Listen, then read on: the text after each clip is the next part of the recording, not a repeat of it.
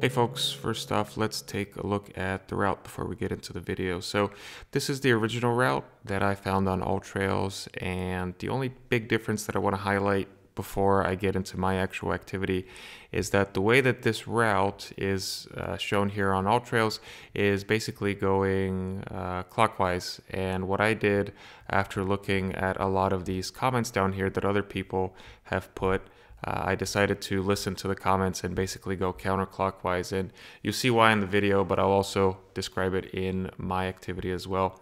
Nevertheless, this is the original AllTrails trail.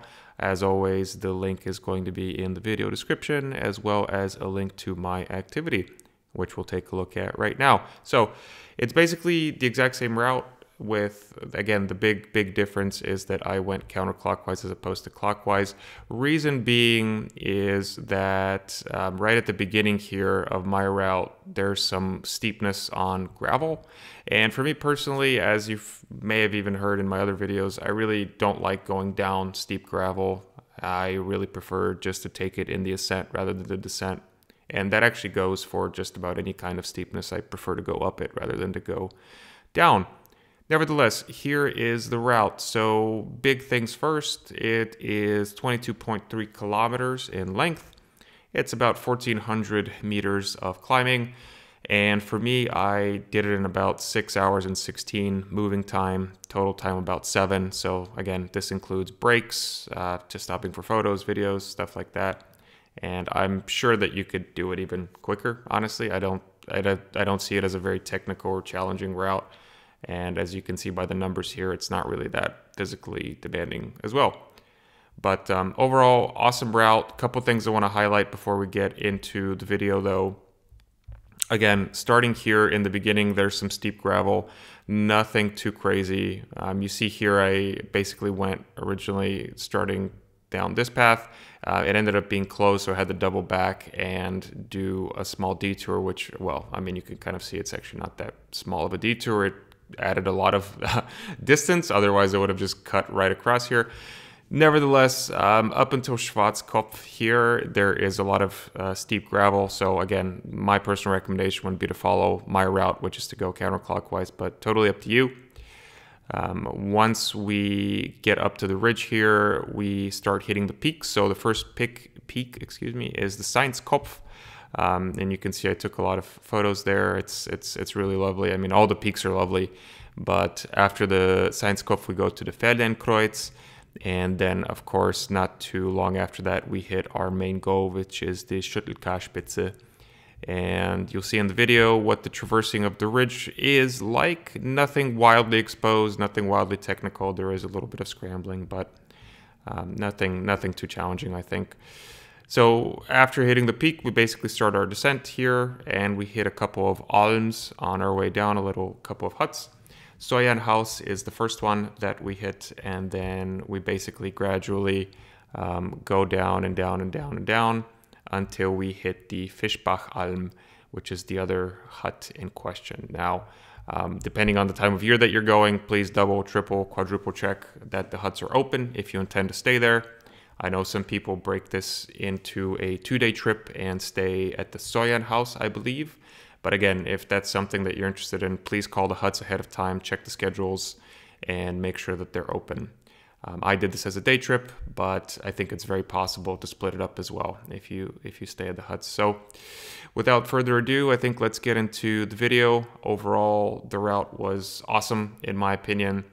Not quite 5 stars, I guess. The reason being is that for me here at the beginning was a bit of, how do I say it? It looked a little bit like a logging camp, and there wasn't really too many views to enjoy. But I think once you get close to the Seinskopf, which is the first peak, from then on, it's just gorgeous, right? So, I mean, I guess I could give this a 4.5 out of 5 if that was possible, but beautiful route regardless. So I'll let you decide for yourself though. So enjoy. So we are right at the start of the trail, and we are treated to some beautiful views of the Isar as well as the nearby mountains. Absolutely gorgeous place to start. we also have this very helpful map here in front of us, which is going to help us figure out which way to go. So I found this tour on All Trails, as I find most of my tours, either Komoot or All Trails. And everybody online said they recommended to go counterclockwise rather than clockwise. So as you can see on these signs here, the Schöttelkarspitze, you can go either way, it's completely up to you. But we are going to go counterclockwise because it seems that it's better to ascend the steepness than to descend the steepness. At least that's what everybody online said. So if we're kind of right here at the parking spot, looks like we're going to take 355, connect to the 357, follow that, hit some other peaks in the meantime, and then go to our main destination, then keep following the 351, hit a little hut, and then we have a choice. We can hit the 364, which seems to be an easier route, or we can hit the 365 and then connect back to the 364 basically and get us back down. Super helpful that this trail also has the huts outlined and a status, whether they're open or closed. That's really helpful. Looks like the hut that we want to go to is luckily open. That's the Soiernhaus here. The rest of them seem to be closed, besides the Maxhütte. But it's good to know that our midway point here is open in case we need some water or something of that nature. So yeah, we're gonna try and go counterclockwise, and let's see how it goes. It should be fun. It looks really pretty, at least online. Now let's check out if it'll not disappoint. All right, well, here we have one of my favorite occurrences in the German Alps, or hiking in Germany in general. You get to somewhere and the way is blocked. So this is the way we're supposed to go, exactly where the red sign is, but it is closed for reasons. So we're gonna backtrack a little bit and take another route. Schwarzkopf is a midpoint to the peak that we're going, so we're gonna basically turn around and try and go the other way. Cool.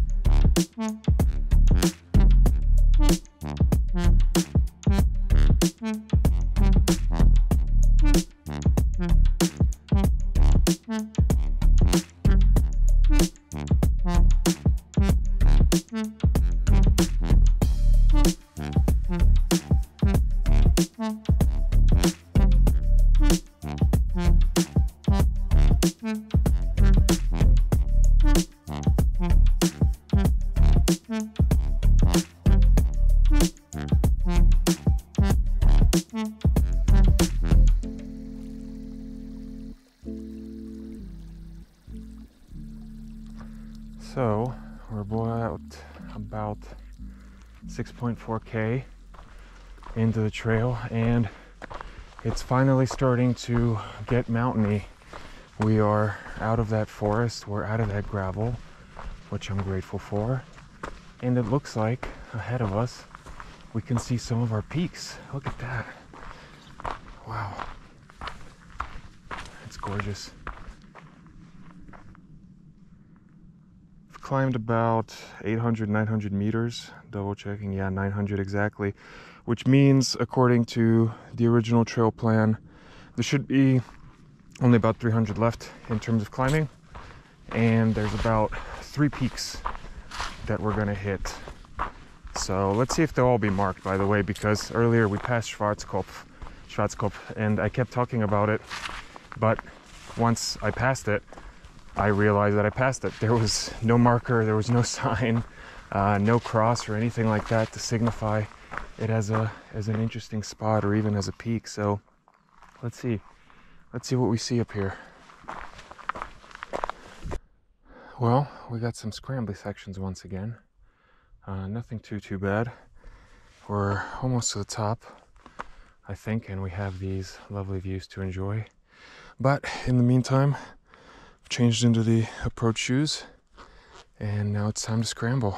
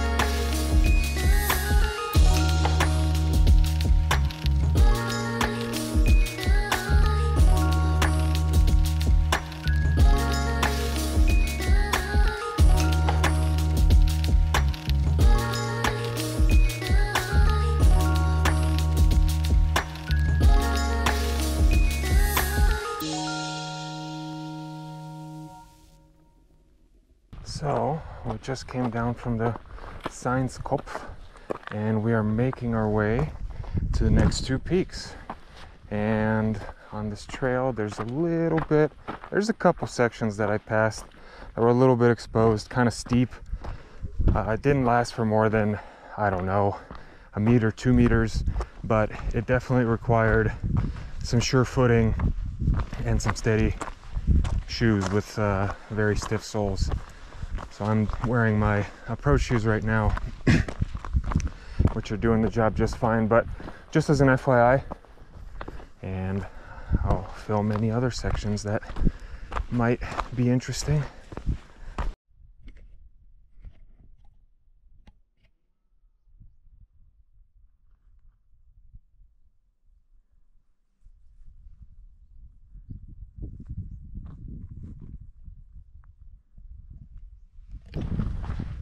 So the next peak we're supposed to hit is the Feldernkreuz, and it's basically just as high as the main peak we're trying to hit. So hopefully there is only just one last bit of elevation gain before we get there, and we can enjoy some more beautiful views. Not that the ones around us have been anything less than stunning, but still, it's nothing like being at the tippity top to enjoy those views. So looks like this section here is, yeah, the last climb. I can see a couple of people already on that trail making the trek up. Looks pretty, looks a little steep, so let's check it out. So we're right at the last section to the Feldernkreuz, and it's a little bit scrambly. Really nothing difficult though. Not really tons of scary exposure or anything like that. There is a lot of mountain goat shit though, so as you're scrambling, just make sure not to put your hands on any of that. Otherwise, it's really not too bad. Now, between this peak And the Schöttelkarspitze, there is a little bit of a way to go, so we'll see if things get spicy there. But so far so good. Nothing to be afraid of.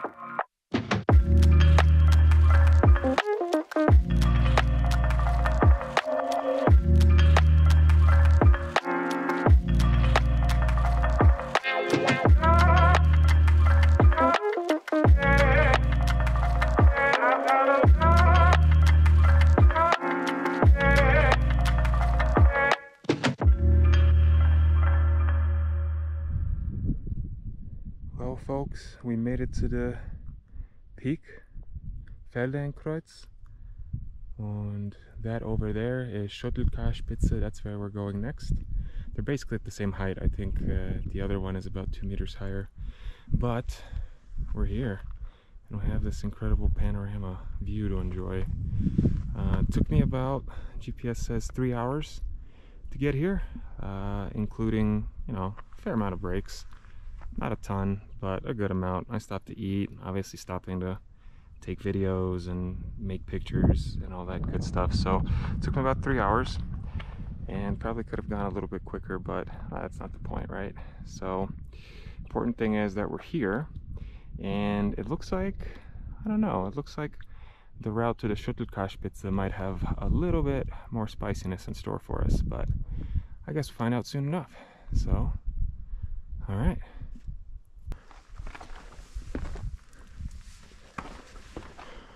Okay, on the way to the Schöttelkarspitze.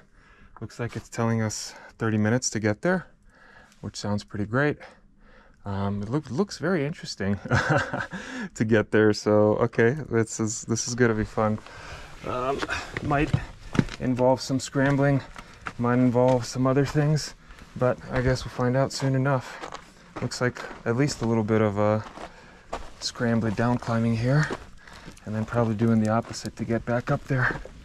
The good thing is about this section is, as you can probably see here from my hands and feet and just the direction that the camera's moving, it's not super duper exposed. This is kind of just a chimney or a tunnel of sorts, so even if you slip, you're not going to get very far. Nevertheless, gotta be cautious, right? No surprises in the mountains. This is a bad place for surprises. A little bit of exposure here on this section on account of that cliff and that beautiful view, but nothing too bad.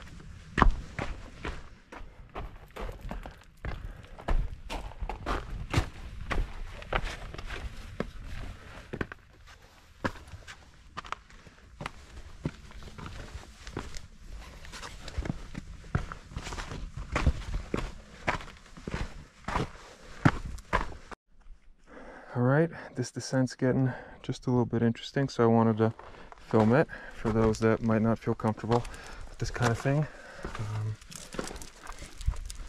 Generally, if you just kind of take it slow and pick your steps carefully, pick your hand grips carefully, you know, make sure you're holding on to something strong, not some chossy rock that's going to break away any moment, then I think it's quite doable.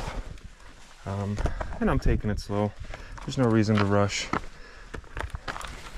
We're here to enjoy nature not pretend to be Superman or Adam Andra or Alex Honnold or somebody, right?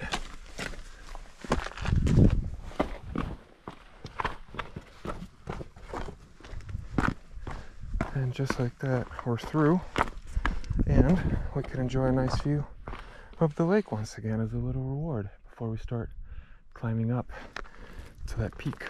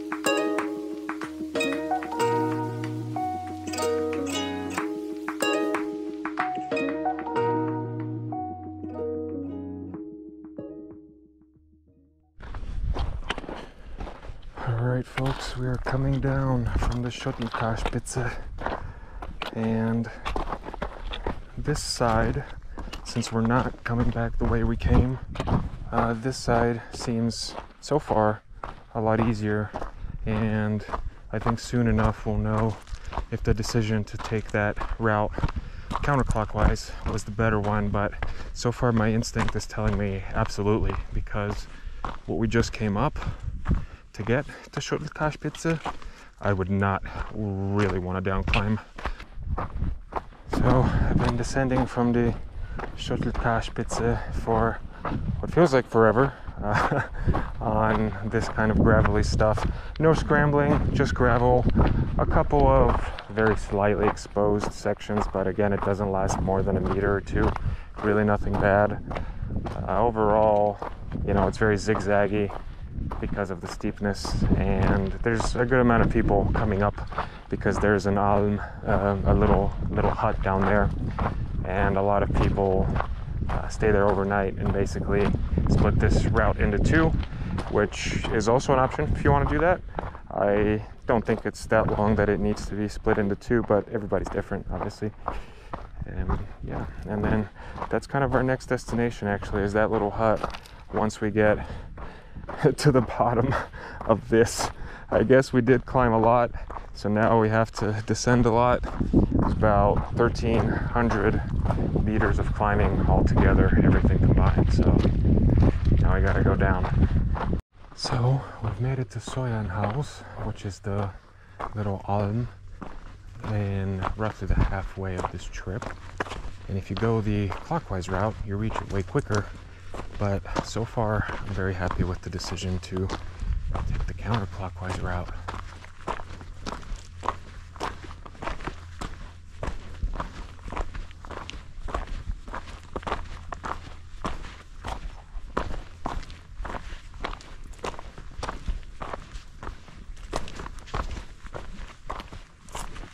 So we're on the descent still, about 12.5K in, and we just passed the fork that we saw on the map at the trailhead earlier, and there were two options basically to get back to the parking lot in Krün, and I decided to go for the spicier route, obviously.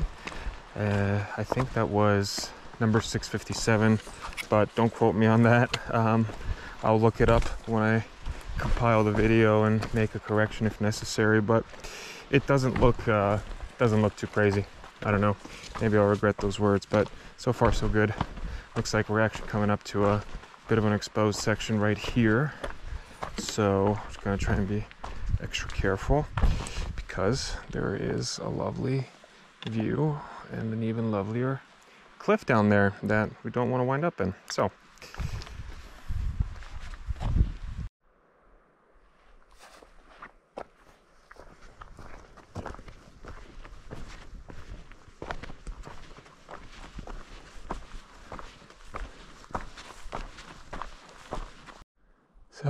here we've come to this ladder, which, well, I don't love ladders, but it is what it is. Again, just wanted to highlight it, let you know that it's here in case someone doesn't feel comfortable to do it. But kind of feel like skipping this ladder actually.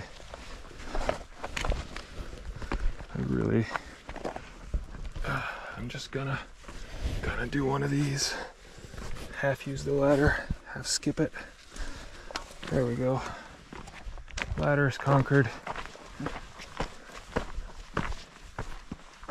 Here we got another interesting section. Just a steel rope for security because we got a bit of a cliff going on down there.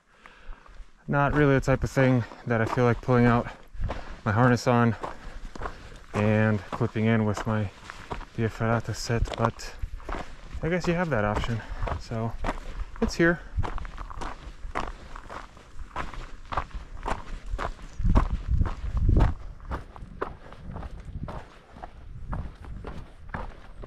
It looks like it continues for a little bit as well.